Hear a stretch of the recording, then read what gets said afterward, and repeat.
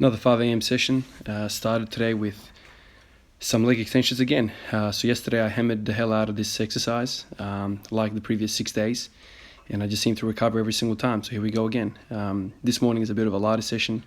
I just used 10 kilos here for sets of 20, 5 sets of 20, and then I went into squats. Got up to 170 and decided to deadlift. After that, I was kind of saving myself for that. It's really strange. Like, I've hit pretty impressive numbers in the mornings, like 5 a.m. as soon as I get up, limited sleep, no food, and squatting is okay. Some mornings, it fluctuates. But basically deadlifting is never okay 5 o'clock in the morning. It's really interesting why that is. It's something to do with the spine, I'm sure. We all kind of wake up stiff in the morning. The spine's kind of like all tight and stuff. I'm usually much more flexible kind of before bed compared to after bed, much more supple kind of as the day goes on. I think that's quite normal. So today I was hoping to get close to like 230, maybe even repeat the performance of 240, but I basically stopped at 220. Didn't have the poppiness in me, didn't have the leg drive that I was hoping I would have. It kind of got me thinking, these leg extensions that I've been doing for the last week, basically every single day, like, I'm not getting DOMs from them, but is the muscle actually fatigued? Probably is, but I still enjoy doing this before squats. Like I mentioned in the previous videos, it puts my quads on the map for my brain, and it makes my squatting more upright. It makes me more engaged, makes me want to use the quads more, rather than just leaning into the stuff that I'm good at, like the adductors and the glutes. So basically that's why I continue to do it. I'm trying to put in a whole lot of effort every other day, even though the last few days has been quite full on with leg extensions. But anyway, I decided not to go bonkers today, because after the deadlift I also did some Bulgarian split squats.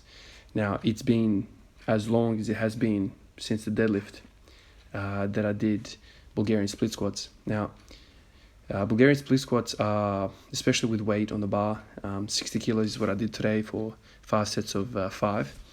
It is very difficult exercise for me. I almost feel drained, kind of like when I do those front rack holds. I just feel like my brain is on fire. I'm trying to kind of fire the right muscles, trying to activate everything correctly. I think there's a lot of value in doing Bulgarian split squats, primarily because it's unilateral, and it kind of challenges the body to balance, challenges the lateral hip, glute med, glute min, and also, surprising to my surprise, it's really good for your glute max as well. I never thought that I would be sore from such a small amount of weight in the glute max, given the fact that when you squat kind of bilaterally, like normal traditional squat, you use your glute max more so than glute med and min. But to my surprise, my glutes were very sore when I did the 5x5 this workout last time. So I was hoping to increase that frequency to maybe like 2 times a week, maybe hoping even 3. But it's just a taxing exercise. I think I have to ease into it. Last time I did Bulgarian split squats was at the gym, and I did it after I did the 240 PR deadlift. Since then, my back has been basically sore all over, from my lumbar all the way to my kind of thoracic back. So I couldn't Bulgarian split squat. But I don't know why, but this morning I had a lot of trouble balancing, especially on the right leg. For some reason I kept kind of tipping over left and right and whatever, and I definitely feel my right foot, which is kind of known to me to pronate a lot. Kind of the arch is kind of collapsing at the bottom of the squat, and that's the foot that I have struggle with kind of balancing on one foot when I'm doing Bulgarian split squat. So definitely something to work on. It's incredible how much this single leg stuff exposes your weaknesses. It's incredible, and I think I think there's a lot of value in doing single leg stuff. I even thought about doing Romanian deadlifts on one leg, purely just to kind of experiment and see what that does. Even though my Bulgarian split squats are kind of bent over as well, maybe there's not too much difference between the two for me, because I kind of lean over a bit with Bulgarians. But I think there's a lot of value. Part of me wants to say that I think it's cheap because there's not a lot of weight on your back. So there's not a lot of kind of axial loading, which comes with, a lot of firing of the spine and whatever. But because on your 1 foot, I want to say it's not so cheap because your brain is just on fire. Central nervous is on fire, trying to coordinate this new stimulus, this whole balancing issue, trying to keep everything kind of level. So it's not as cheap as I was hoping that would be, but that's okay. Not everything has to be cheap. This is 170. This is my best effort for today in the squat. Felt okay. Not poppy again, like I said. It moved alright. But it seems like to me when I watch this now, it seems like there's not a lot of leg drive, if you will. I kind of lead into my upper back and my posterior chain quite a lot. And then, like I mentioned, I did some deadlifts. So I think unilateral work is very beneficial. I definitely want to continue doing this seriously. I even thought this morning as I was doing the leg extensions, I thought maybe I should replace these leg extensions for a little bit with the Bulgarian split squats, just body weight, sets of 20. Use that as my primary kind of wakey, quaddy, type setup. Right now I'm doing the leg extensions as the wake up call for the quads. Maybe tomorrow I'll try and do some Bulgarian split squats. I'll see how I go. I just feel Bulgarian split squats, especially with weight, it's brutal, absolutely brutal. So maybe what I can do is, maybe leave one session, maybe 2 sessions with weight, weighted Bulgarian split squats, and the other 2, maybe the other session, or maybe 2 sessions, who knows how much I can do, just do bodyweight Bulgarian split squats. I know, when I first started doing Bulgarian split squats like a week and 2 weeks ago, I had a lot of success with that. I mean, my quads were lit after that. So it's interesting. There's a lot of experimentation here. I feel like I'm focused on the anterior core, hit all that stuff that I usually don't hit. And I think the Bulgarian split squats do that for me. They challenge me front to back, not just side to side. It kind of does everything. So it's all very interesting. I don't know. Like I keep thinking to myself, I want to increase the frequency of these lifts, but at the same time, there's no point increasing frequency if you're fried. But like any exercise, when you introduce a new exercise, there's going to be a period where your body tries to kind of work out and adapt to this new stimulus. When was it? 6-7 days ago, when I last did Bulgarian split squats, I went for singles and I got to 100, and that kind of felt all right. It felt all right. Like the weight felt easy. Maybe I could have done more. But then doing a second and a third and a fourth and a fifth rep, oh my God. It's like 60 kilos for 5 sets of 5 is plenty, like plenty of weight. But then in the same token, I can do 100 kilos for 1. So it's an interesting thing, right? Because if you're doing heavy sets of 5 and 5 with squats, you're usually kind of around 80%, right? You can do 80% for 5x5, and that's a heavy session. Right now I'm doing 60% 5x5, and that to me feels like it's 80%. So I think there's a bit of difference between single leg work and 2 leg work. That's what I found interesting. Like, as I was doing the Bulgarian split squats today, I thought, geez, man, I'm doing 60 kilos here. My max is, let's suppose, 100 kilos, probably even more. So I'm doing like 50 to 60% of my 1 rep max for 5x5, and I'm struggling. But then when I look at it on camera, it kind of looks all right. But internally, I'm on like working, especially at the bottom. Like when you reverse that motion from eccentric to concentric, it's war in the hips. Trying to make sure the knees kind of don't come in. You're pushing your knees out. You're looking for balance. So it's a crazy exercise. I kept thinking to myself, is it the leg extensions that led to my 240 kilo PI in the deadlift? Have I misplaced, some of these benefits, some of these gains into a different lift? Initially I thought the leg drive came from the leg extensions. As I was going through the motions today, I thought to myself, man, maybe it's the Bulgarian split squats that gave me the pop, out of the deadlift from the floor. So this is something that's on my mind as well, trying to work out what's actually responsible for that leg drive that I kind of received in the last kind of week and a half. because I've kind of introduced 2 exercises for this a leg issue of mine, quad issue. Leg extensions is definitely one, and also Bulgarian split squats.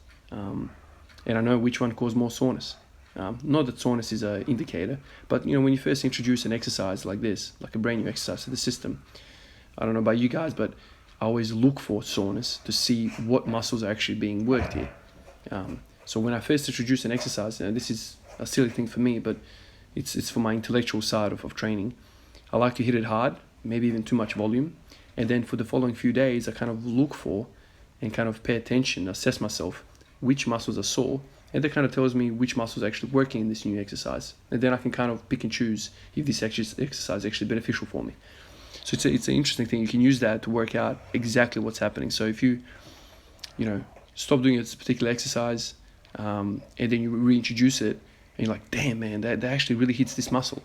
I know when I first reintroduced the front squats like a month or 2 ago, I've had enough front squats for like 6 months minimum, and I did them, and I did something like 5 sets of 10 or something like this, nothing crazy. And the following day, my traps, my neck, rear, like everything on the back of the upper back was just on fire. And I thought to myself, hold on a minute, like I'm not feeling the quads. I was hoping I was going to feel my quads. I'm feeling my upper back. And so that kind of led me to conclude that, yeah, front squats are great. They're great for your, for your quads as well. Certainly, research also shows that there's more loading because of the moment arm on the quads. But for me, it smashes my upper back. Maybe because I'm not all that upright in the front squat as I should be.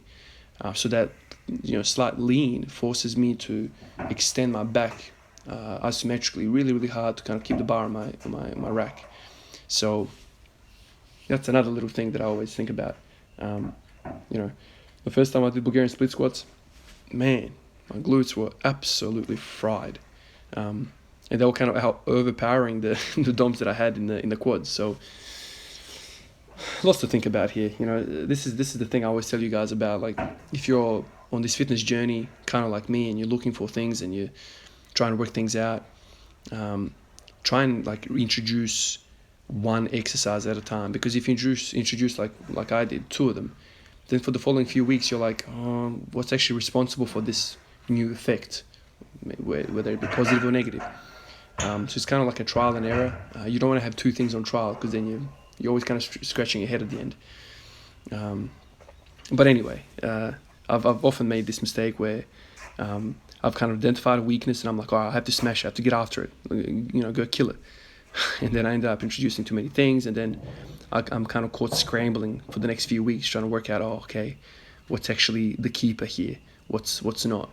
And if you've been following me on this journey for a while, you know that I've kind of been running around, beating around the bush for some time, looking for answers, tracking what things are working, what things are not working. Is it core? Is it hamstring? Is it glute? Is it GHD? Is it light deadlifts? Is the hip pain here, there, hamstring, quad, glute? And so over time, if you just keep doing that, you develop an understanding of the human body, right? You develop an understanding of what's happening. And that kind of keeps me coming back, even at 5 o'clock in the morning. It's that intellectual stimulation. It's that want to understand the human body. A lot of you guys, well, not a lot of you guys, some of you guys criticize me for not following these traditional programs, which are well established and, from very knowledgeable people. For some people that might be acceptable, but for me it's not, because if I just blindly follow somebody, I just feel like I'm not learning much. Whereas this way, you're kind of following a philosophy. Okay, what's the philosophy? You believe in frequency, you believe in ATG, you believe in specificity, you believe that strength is a skill, you believe movement is medicine. When something hurts, don't rest it, get after it. Low intensity for high volume, get blood in there, blood is healing. So then when you kind of have those kind of key pillars of understanding, then you go, okay, so giving this grounding, I can apply this and kind of develop some sort of program myself. So a lot of you guys ask me for a program, what's your reps and sets? The truth of the matter is I can't really give you that, because it's always shifting, it's always adapting to what my body's telling me. It's kind of like a yin and a yang. Some days I'm like, I do the squat and I'm like, man, I feel like I need volume today. Like I'm feeling really good. Other days I do a single, training max single, and I'm like, oh, I'm not feeling all that great right now. If I was to do volume, like say Smolov would force me to do, do 6x4, whatever the case might be, at 75%, and I'm not feeling all that good. Like, what is that? Like, Smolov doesn't know what I'm feeling. Smolov wrote a program for millions of people, and here I am without him in my garage, and I'm getting feedback from my body, and it's telling me, mate, you're not feeling all that best. You shouldn't be doing this. But the program says I have to do this. The program says I have to hit 5x5 or whatever, and then you end up doing that, and then you get hurt. So this is my problem with traditional programming, is it doesn't take into account the human element. Have you had enough sleep? Have you had enough food? Have you had a fight with your girlfriend, your wife? Is something happening in your life? Has somebody passed away in your family? Like, all these things matter. And you can't just ignore these things, because they're human elements which affect everything. Anyway, guys, that's it for me. I'm going to get out of here, get in the house, get warm, and then go to work. All right, guys, I'll catch you guys in the next one. Peace out.